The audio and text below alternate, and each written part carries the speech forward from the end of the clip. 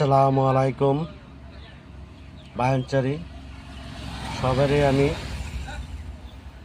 অনুগ্রহ করি যে জাত ধর্ম লইয়া কেউই কোনো কেলেঙ্কারি বিচারবে না।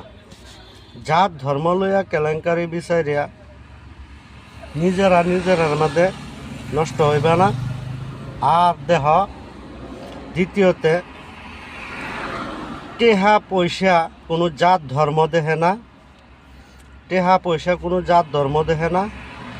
টেহা পয়সা সবসময় মেতরের পয়সা আইতাছে তোমার জমিদারের পয়সা আইতাছে মেতরেরটে, গালামাল দোহানির পয়সা আইতাছে মেতরের পয়সা যাইতেছে গালামাল দোহানিরটে। দ্বিতীয়তে দেখ ইঞ্জিনিয়ার, প্রফেসর, এসপি, ডিএসপি সবের পয়সা সবেরটাই চলতেছে, কিন্তু টেহা পয়সায় কোনো জাত ধর্ম দেখে না। আমি মানুষ হইয়া জাত ধর্ম কেড়ে দেখি।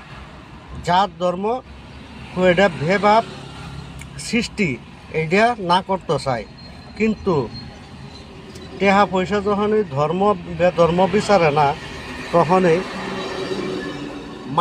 মানুষে ধর্ম লইয়া আঘাত করে। এটা ধর্ম লইয়া আঘাত করা ভালো না। তে আমি সবারই অনুরোধ করি, কোনো ধর্ম লইয়া কোনো আঘাত করবা না ভাই।